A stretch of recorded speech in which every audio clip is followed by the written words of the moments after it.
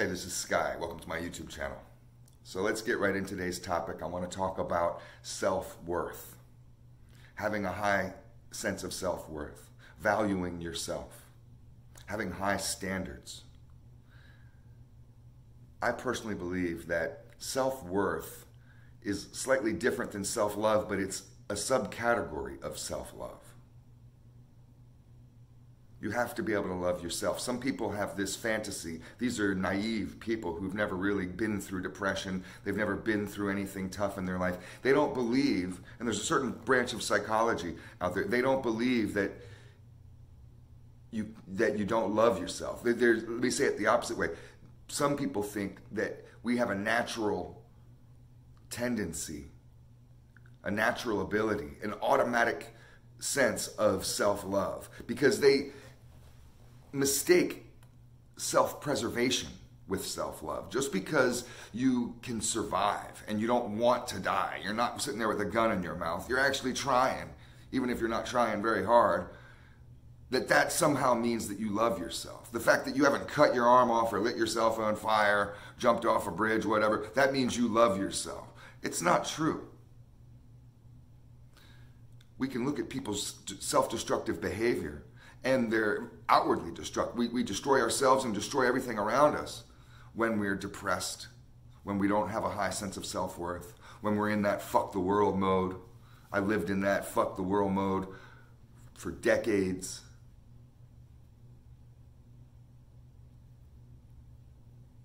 Having a high sense of self-worth, valuing yourself, believing that you're good enough, that you're worthy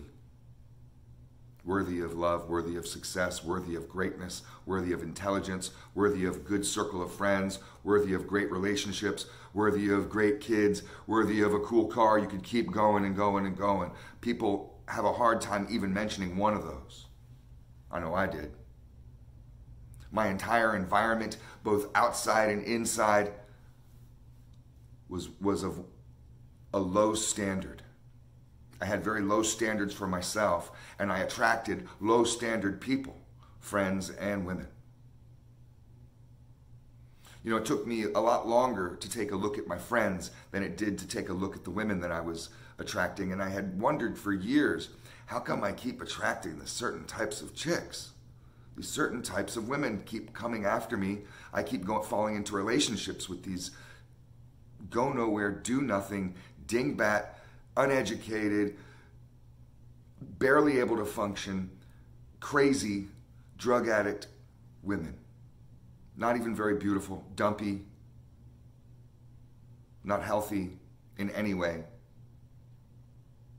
And I would fall hopelessly in love with these types of women. And I never understood why other people that I knew or observed were meeting women that I thought were amazing, that they had these wonderful relationships. I just didn't understand the recipe. Why not me?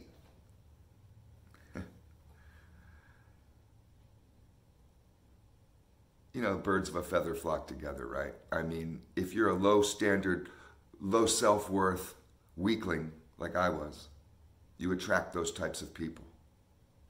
Somebody with high standards and high self-worth who is really in love with themselves and who works on themselves daily, who's disciplined, you know, and that's the key, is discipline. But somebody who follows that type of lifestyle will see right through somebody with low standards, some little weakling. You don't even exist. They're not looking at you as a potential mate. And if you're lucky to go on a date with one of those types of people, they'll very quickly find out that you're just playing games, that you're not there, you're not at their level. They'll say, well, we're not in the same place in our lives. That person has some work to do. They'll say these types of things about you.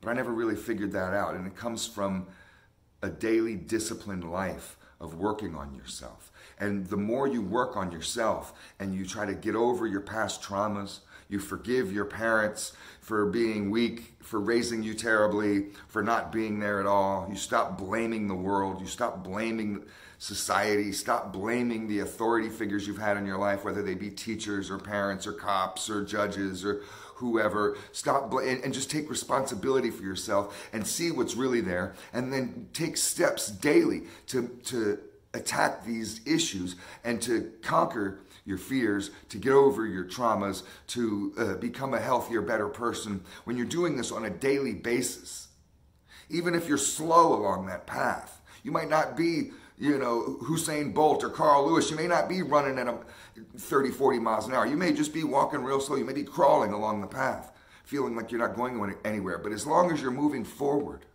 you're building a sense of self-worth. You're better than you were yesterday. I may not be where I want to be, but at least I'm not where I was yesterday.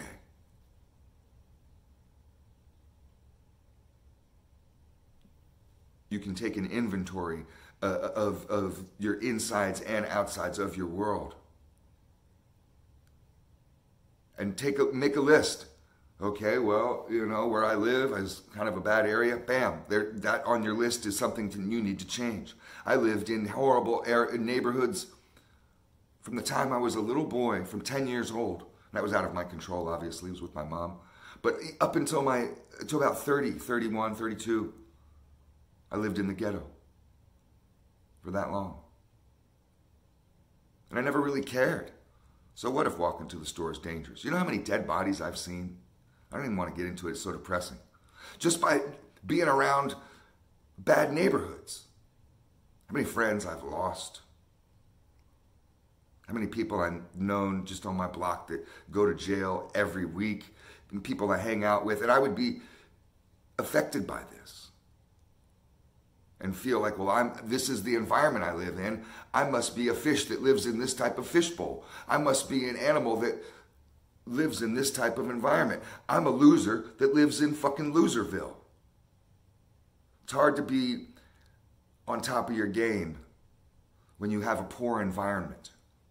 A poor environment will make you mentally and physically sick, mentally and physically weak. It took me a long time to realize that. So that's one thing that I had to change about myself. You can go down your inventory, realize that there's things within you that you need to change. I may be having problems with my self-image. I may be self-conscious. You can tell that usually by somebody, the way that they stand. They're trying to protect their heart. They hunch over, they have poor posture. When I see a man with poor posture, I know right away that's something inside their brain. This motherfucker has a problem.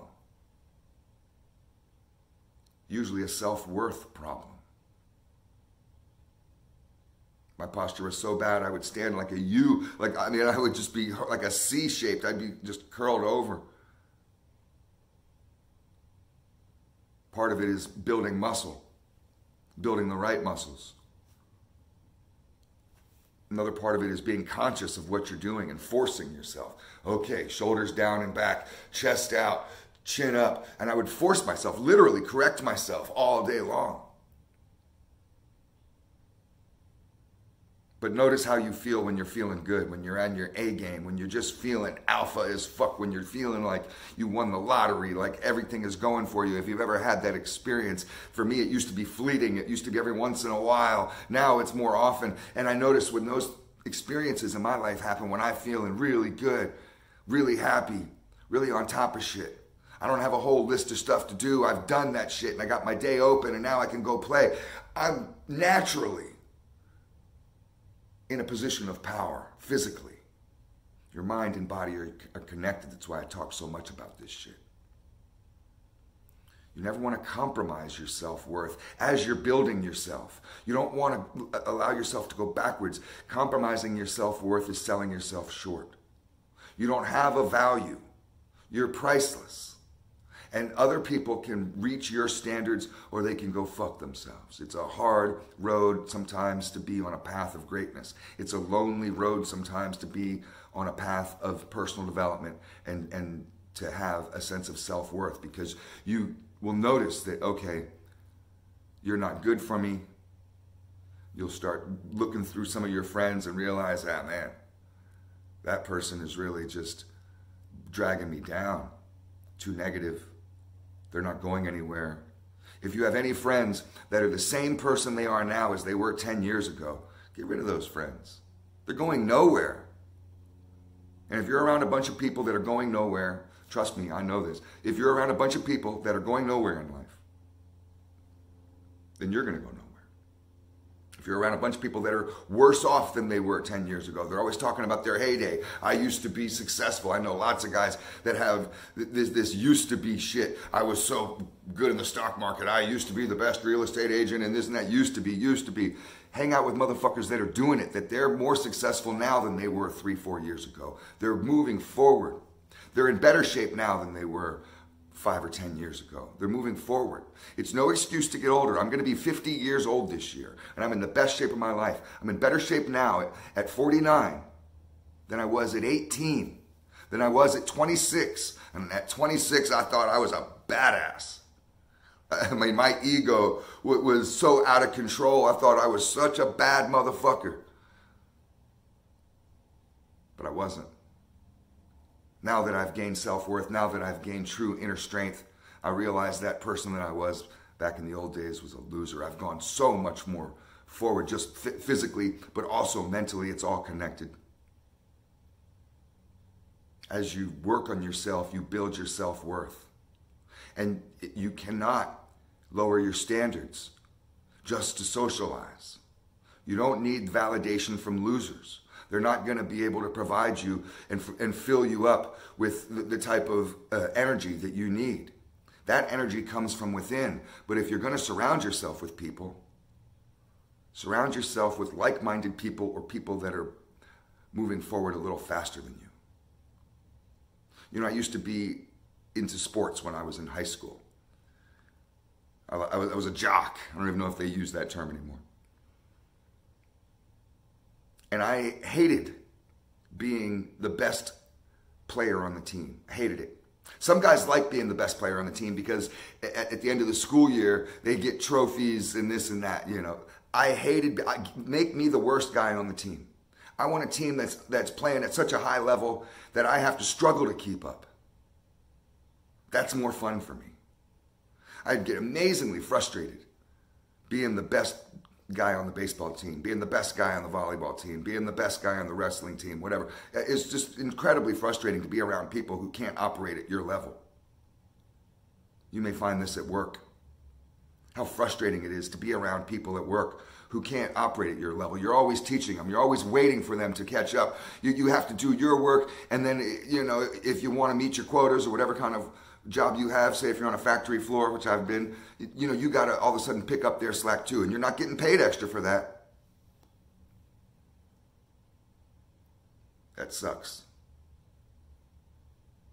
You don't want to lower your standards. Lowering your standards lowers your self-worth. Don't ever sell yourself short. You're priceless. Be proud of how far you've come and work on yourself every single day. And you'll notice that your sense of self-love builds, your sense of self-worth builds. You become just naturally worthy in your own mind. And when you feel worthy, things start happening. When you feel worthy of success, success starts happening. When you feel worthy of love, love starts coming towards you. It just keeps going. You start snowballing. It's confidence, but it's also, I mean, it's real. Real recognizes real. A successful person recognizes somebody else who's really trying, and they can say, okay, that motherfucker has it. They don't have to be where I'm at, but I see the spark in them. This goes same with love. You meet somebody who's really cool, meet somebody who's really doing it. I've been so inspired by some of the people I've met and been like, wow, now that person. And it goes beyond just a set of big tits and a nice ass. You realize, wow, this person is really operating on a high level. This person is doing it. Look all the amazing things that she's doing. I want to be around that. I want to have somebody like that in my life. So before I loop back and just start saying the same thing over and over again, I have a way of doing that sometimes in my videos. This is all just food for thought. Never lower your standards. Work on yourself, and you'll watch the magic happen. Thanks for watching.